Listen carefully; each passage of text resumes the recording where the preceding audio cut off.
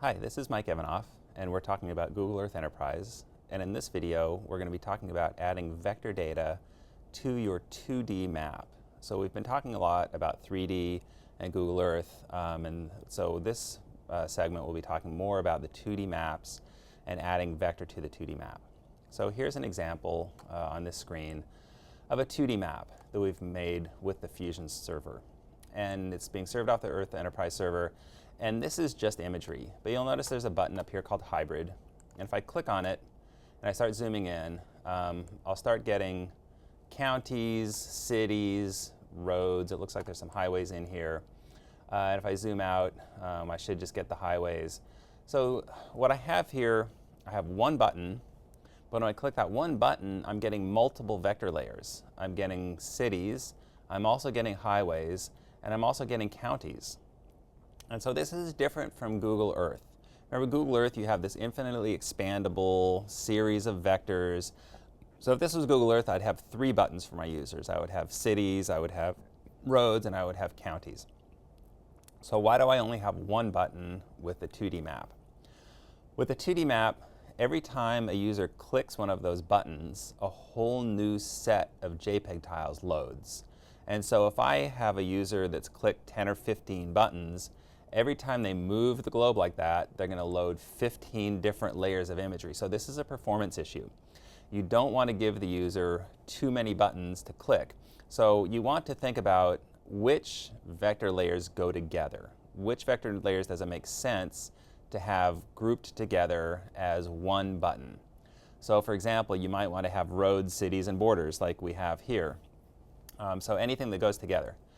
And the language that we use for doing 2D is that each one of these buttons we call a map layer. So a button is called a map layer, and the whole collection of buttons is your project. So in this particular case right here, we only have one map layer in our project. So let's go and we'll add another map layer to our project and build it and publish it so that we can kind of see the process for doing the 2D layers. So here's my asset manager, and if I go into my projects, you'll notice that I have a map project. And if I double click on my map project, it's really nothing more than telling me that I have one button in my project. This isn't where I do the styling of the vectors. This isn't where I decide which vectors go into that button. This is just a question of which buttons are in my project. The hard work goes in the layer. So here's my roads and towns layer, which was the only layer in that project. So if I take a look at this roads and towns layer, this is where I have my cities data, so that's the geoname cities. This is where I have my US roads asset, and this is where I do the styling. So if I look at my cities, we can see that they turn on at level 6, they turn off at level 14. We have no filter, so we have all the cities coming on at the same time. And what kind of a marker, what kind of color. So this is very similar to the styling interface that we have for the 3D vectors. You decide when they turn on, when they turn off, what color, things like that. But there are some differences. We can't just take the styling template from 3D and apply it to 2D. Because 3D we have things like, is it clamped to ground, is it not clamped to ground? In 3D the vectors are clickable, so you can have a pop-up box coming up, whereas in 2D they're not clickable. So there's just a lot of differences, so we can't just take the 3D stuff and move it directly over to 2D. So we have one map layer right here. So what we're going to do is we're going to create another map layer and add some new data to it. So what data should we load? Well, if I look at my 3D project, I have this California streams and shorelines. So let's create a new button that has the California streams and shorelines in it. And we can even take a look at this project. If I configure the display rules, we can see that we have filters where the feature equals stream intermittent, feature equals shoreline. And so I can kind of take a look at what we did for 3D and think, okay, well, maybe I can, in my mind, reuse some of these. Yeah, I was using blue for streams, blue for stream intermittence, yellow for shorelines, coming on at 8, 8, and 10. So, you know, just I can go back to my 3D and ask myself, well, what looked good on 3D? And then I can use that same, you know, approximate approach for 2D. So let's create a new, so we'll go to my 2D tools, and I'm going to create a new map layer. So I'll create the map layer first. So we have a new map layer that we're going to create. And just like on 3D, we're going to add a resource, and it'll be the California Hydro line. And now I can start styling this template. So I can draw the feature as lines. The filter is going to be, so I apologize, but I'm not going to be able to walk through this. This screen resolution is just so bad. I can't, you know, I can't click the buttons. The buttons are at the bottom.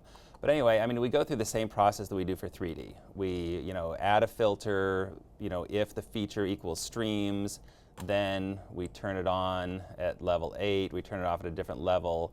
We can change the color to blue, and okay, and line width is 2. That's fine. So in this case, we'll just leave it like this. You know, we won't go beyond, you know, just having it be very simple. And so you walk through the same process. You decide, you know, colors when it turns on, when it turns off, and then save it. We'll save this under Ubuntu projects, and we'll call this California Water. Okay, so I have a new map layer, and I need to give it a name.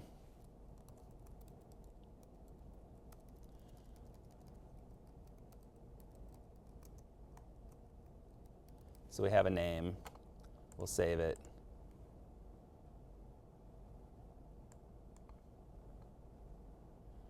All right, well, clearly I'm missing a button and I just can't get to it. So we'll, okay, we saved it, good.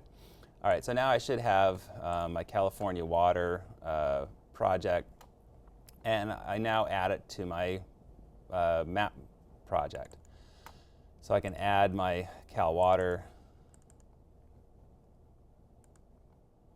All right, well, there we go. So we're adding Cal Water.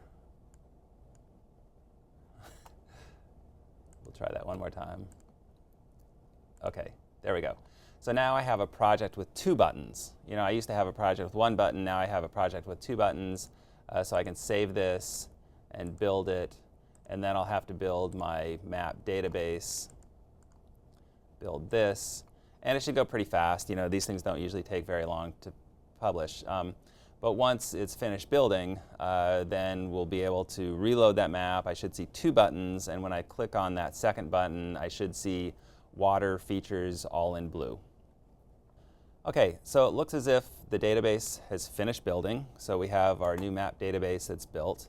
So I can right-click and publish this, and I'll publish it to our external map. So we publish this, and now it's published. So we can reload this map, and hopefully that will give us another button.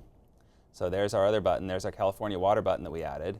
And if I go down into California, I can probably turn this on, and we'll see the California Water layers as 2D.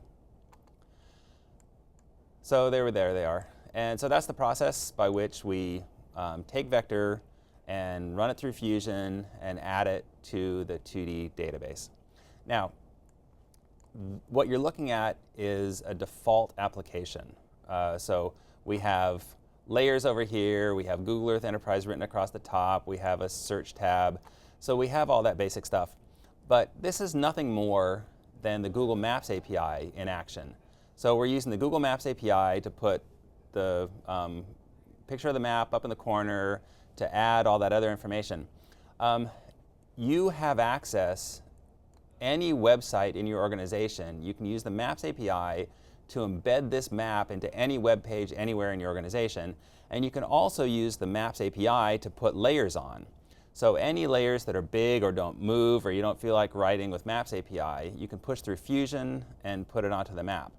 But you can then, on top of that, add extra points, lines, polygons, overlays, all that sort of stuff using the Google Maps API. So when you're thinking about 2D maps, use Fusion to add the base layers, but then feel free to use the Maps API to add any additional information onto your 2D map. Thank you.